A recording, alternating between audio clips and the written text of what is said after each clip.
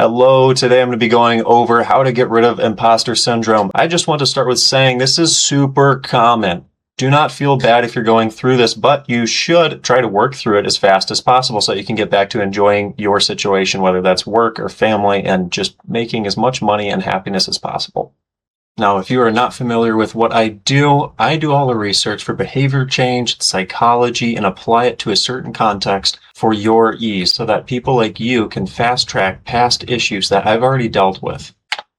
First things first, we're going to go through the overview. I'm going to go through my definition, my imposter syndrome story, how I got through it by rationalizing 2 different points, considerations, and next steps. Quick note, at the end of the video, I will give you a tool that you can use every single day to help get past this. My definition of imposter syndrome is as follows: feeling like a fraud or unbelonging, despite competence or having earned an opportunity. This most often happens during a person's arrival to a new environment. Now, why am I qualified to talk about this? Well, I had imposter syndrome myself. Here is my story. I finished college in finance and economics.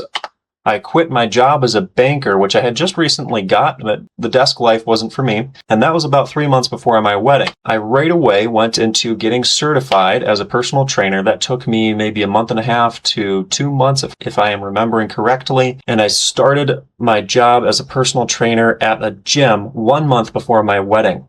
I had no degree in kinesiology, no relevant work experience, and no income. My back was against the wall. I was getting married in 1 month. I did not have time to wait for this imposter syndrome to magically go away. So I rationalized through it 2 different ways. Rationalization A, knowing I am here to help. I had to care about the client's success. This is not something that you can just brush off. And I had to be a resource while withholding good information that could slow their progress. Now, what do I mean by that? I am a firm believer that for the majority of new gym goers, the best thing is to get instruction from an educated and experienced athlete, not to just give somebody all of the knowledge and then think that they're fine and that they can do it on their own safely.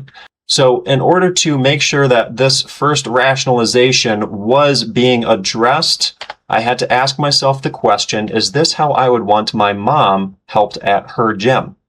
If the answer is no to this, then you should probably reevaluate your approach to working with this client or clients in general. The second rationalization I used to get through imposter syndrome is knowing that my product is a good product.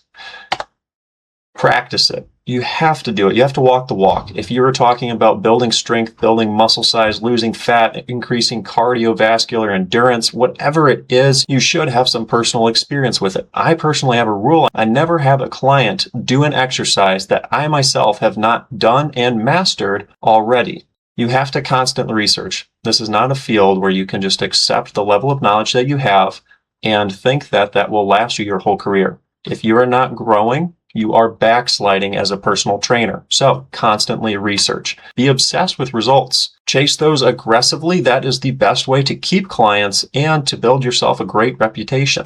In order to do that, you have to learn what works. Trial and error and reading studies. The way that I checked to make sure that this second rationalization, that knowing my product was good, was asking myself the question, have I actually helped myself and or others get to the goal? As you ask yourself this, go ahead and reevaluate. If you say no, should you continue being a personal trainer? Is this something that you have to put a lot more effort into right now? And if that's unpleasant, that's okay. Real quick, loose timeline here, and I'm not going to give you a specific number of days, but this is all up to your own pace. This could happen in 1 day. This could happen in 6 months, but steps to conquering this, it's going to look like this. You have imposter syndrome. That's where you're at right now, most likely, if you have clicked on this video.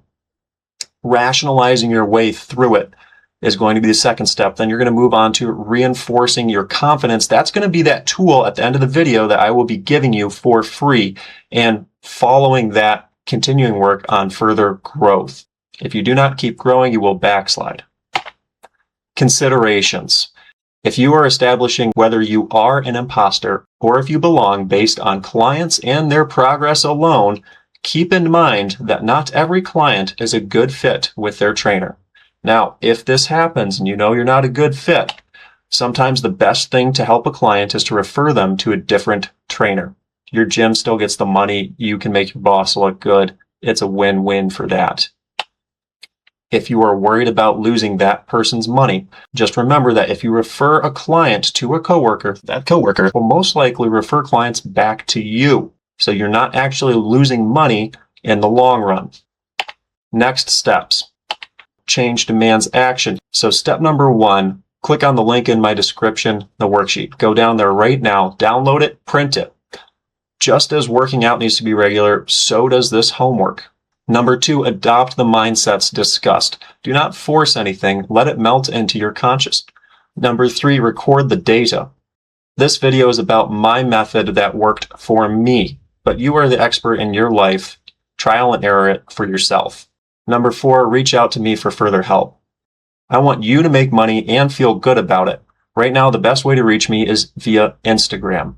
Thank you for watching. Let me know if this video helped you at all. You can let me know that I'm on the right track for producing content that is beneficial for you by giving it a like, sending me a message, commenting, subscribing, whatever it is.